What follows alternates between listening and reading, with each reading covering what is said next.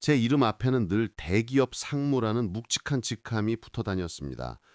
억대 연봉, 번듯한 사무실, 수많은 직원이 제 결제를 기다렸죠. 누군가는 성공한 인생이라 했지만 저는 스스로를 임시 직원이라 불렀습니다. 1년짜리 계약직 인생, 매년 11월 찬바람이 불기 시작하면 심장이 먼저 반응했습니다. 올해는 무사히 넘길 수 있을까?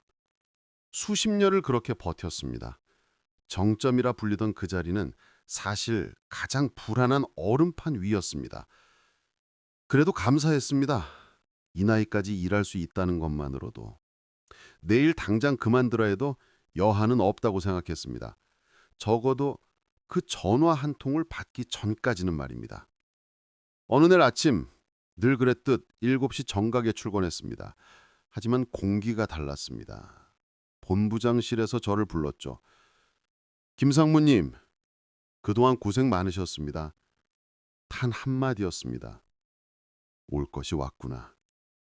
애써 태어난 쪽 웃었습니다. 알겠습니다. 언제든 준비하고 있었습니다.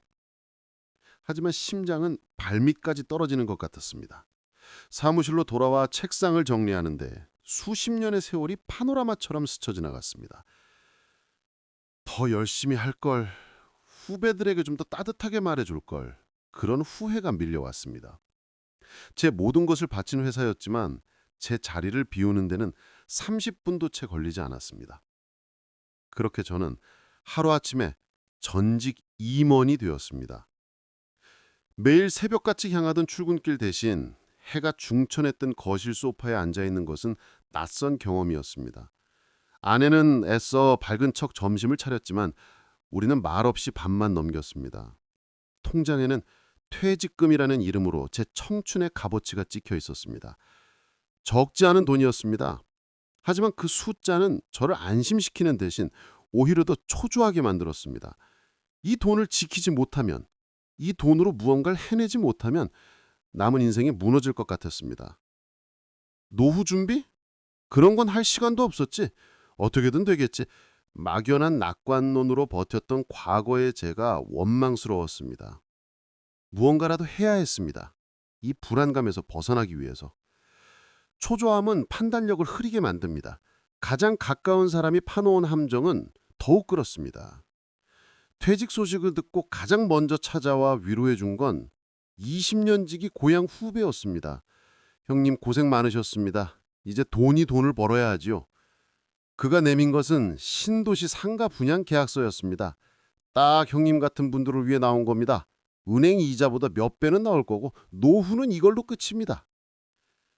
가장 믿었던 후배의 말, 성공한 임원이었던 제게도 사기라는 단어는 남의 이야기인 줄 알았습니다. 성경에 보증 서지 말라는 말씀이 있는데 저는 사람을 너무 쉽게 믿었습니다. 퇴직금의 절반을 그 계약서에 쏟아부었습니다.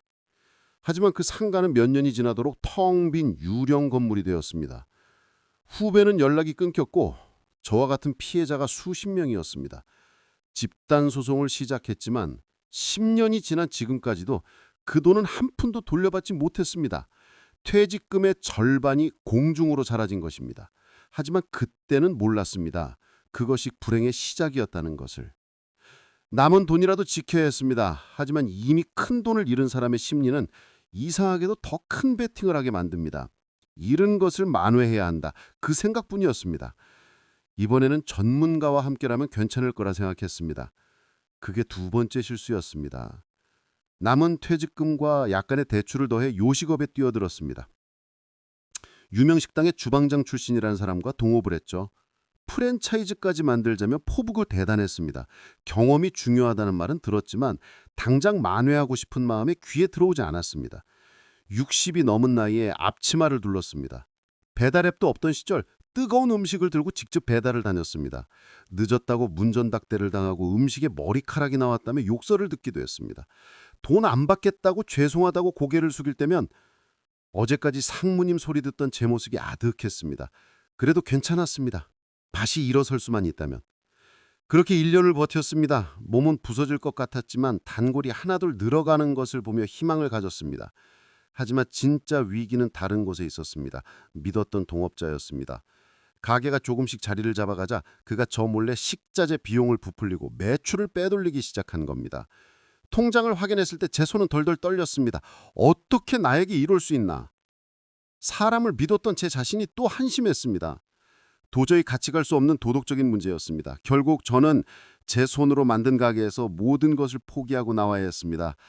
빈손이었습니다. 아니, 빚만 남았습니다. 집으로 돌아왔지만 차마 아내의 얼굴을 볼 수가 없었습니다. 방 안에 틀어박혀서 며칠을 보냈는지 모릅니다. 억대 연봉을 받으며 기부도 많이 했습니다. 연말정산 때면 수천만 원을 환급받을 정도였죠. 그렇게 베풀면 복이 올 줄 알았는데 제게 돌아온 것은 배신과 파산뿐이었습니다. 수십 년을 바친 직장에서의 퇴직, 믿었던 지인의 사기, 마지막 희망이었던 동업자의 배신, 연쇄적으로 터진 불행 앞에 저는 완전히 무너졌습니다. 내 인생은 왜 이럴까? 억울함에 잠을 이룰 수 없었습니다. 남은 것은 아무것도 없었습니다. 수억 원의 퇴직금은 그렇게 단 몇 년 만에 연기처럼 사라졌습니다. 그 후로 한참을 무기력하게 보냈습니다. 아내의 얼굴을 보는 것이 가장 고통스러웠습니다. 유일하게 숨을 쉴 수 있었던 곳은 저와 비슷한 처지의 퇴직자들이 모이는 작은 동호회 사무실이었습니다. 바둑을 두고 값싼 커피를 마시며 지나간 영광을 이야기하는 곳. 다들 겉으로는 웃고 있지만 속은 골마 있는 사람들이었습니다. 그곳에서 시간을 죽이고 있던 어느 날 후배가 물었습니다. 선배님, 저희 때는 노후 준비 어떻게 해야 합니까? 선배님처럼만 되면 소원이 없는데요. 그 말을 듣는 순간 망치로 머리를 맞은 것 같았습니다. 나처럼 되면 안 되는데, 나 같은 실수를 반복하면 안 되는데. 그날 이후 저는 제 인생을 복귀하기 시작했습니다. 무엇이 잘못됐을까? 왜 나는 실패했을까? 저는 성공만 바라보고 달려왔지만 정작 퇴직 후에는 실패하지 않는 법이 더 중요하다는 것을 몰랐습니다.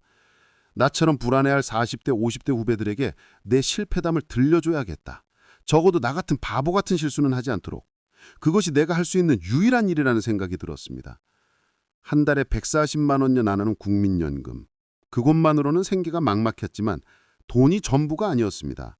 제 2의 인생. 그건 돈을 버는 것이 아니라 의미를 찾는 것이었습니다. 그날 밤 저는 컴퓨터를 켜고 작은 블로그 하나를 만들었습니다. 제목은 억대 연봉 퇴직자의 3가지 실패 이야기였습니다.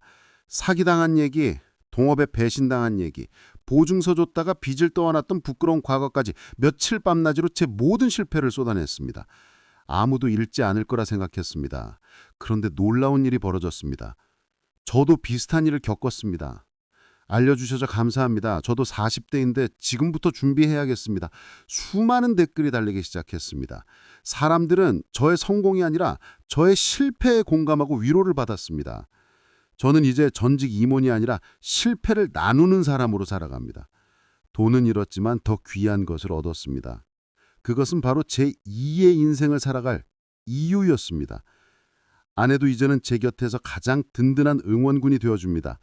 당신 지금 모습이 그때보다 훨씬 멋져요. 모든 것을 잃었다고 생각했을 때 저는 비로소 제 인생의 진짜 그림을 그리기 시작했습니다. 40대로 돌아가면 절대 보증 따위는 서지 않을 겁니다. 그리고 요식업을 하겠다면 1년은 주방에서 접시부터 닦았을 겁니다. 하지만 후회는 없습니다. 그 모든 실패가 지금의 저를 만들었기 때문에. 혹시 지금 인생의 막다른 길에 서 있다고 느끼십니까? 모든 것이 끝났다고, 너무 늦었다고 생각하십니까? 괜찮습니다. 넘어져도 괜찮고 실패해도 괜찮습니다. 인생의 2막은 성공이 아니라 성숙으로 완성되는 것입니다. 제 부끄러운 실패담이 절망 속에 있는 누군가에게 작은 등불이 될 수 있다면 그것으로 제 남은 생에는 충분히 가치가 있습니다. 여러분도 할 수 있습니다. 여러분의 경험이 설령 그것이 실패랄지라도 누군가에게는 가장 절실한 희망의 메시지가 될 수 있습니다. 여러분의 인생 2막을 지금 바로 시작하십시오.